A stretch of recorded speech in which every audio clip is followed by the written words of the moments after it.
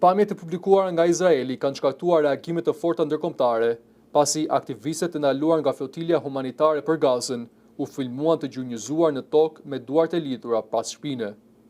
Flotilja ishte nisur nga Turqia jugore me qëllim dërgimin e ndihmave humanitare drejt Gazës, por anijet u ndaluan nga forcat izraelite në ujërat ndërkombëtare dhe aktivistët u arrestuan.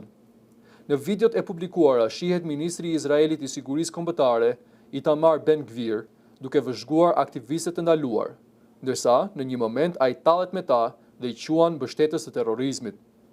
Ata erdhën si heronj të mëdhenj. Shikoni si duken tani, tha ministri izraelit.